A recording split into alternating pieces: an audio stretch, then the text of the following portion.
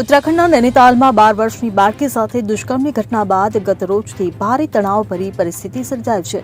76 વર્ષીય ઉસ્માન લાંબા સમયથી છોકરી સાથે દુષ્કર્મ કરી રહ્યો હોવાનો આરોપ છે, જેને લઈને બુધવારે રાત્રે શહેરમાં ભારે હોબાળો મચ્યો હતો। મધ્યરાત્રિએ તોડફોડ અને પથ્થરમારા બાદ આજે ગુરુવારે પણ ભારે લાગણી જેવી સ્થિતિ છે। જુઓ શું છે સમગ્ર મામલો આ અહેવાલમાં। બુધવારે મોડી રાત્રે 76 વર્ષીય ઉસ્માન નામના વ્યક્તિ પર કિશોરી સાથે દુષ્કર્મ કરવાનો આરોપ મૂકવામાં આવ્યો હતો। આ મામલાની માહિતી મળતા જ સ્થાનિક લોકો મોટી સંખ્યામાં પોલીસ સ્ટેશન પહોંચી ગયા અને સૂત્રોચ્ચાર શરૂ કરી દીધા।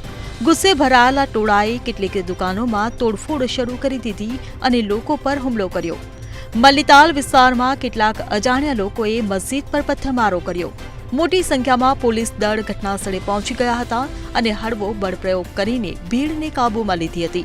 વિરોધ કરનારાઓએ ગુરુવારે બજાર બંધ રાખવાનું એલાન કર્યું હતું।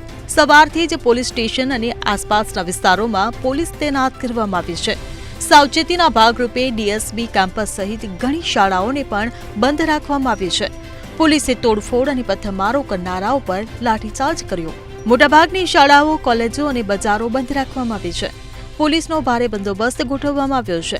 હિન્દુ સંગઠનો અને વકીલોએ પણ પોતાનો ગુસ્સો વ્યક્ત કરવા માટે સરઘસ કાઢ્યું હતું।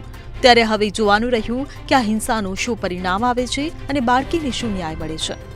Bureau report CN24 news. હવે જુઓ દેશ દુનિયાની તમામ ખબરો તમારી આંગળીના ટેરવે। ઉઠાવો મોબાઈલ અને Google Play Store પરથી ડાઉનલોડ કરો અમારી CN24 ન્યૂઝ મોબાઈલ એપ।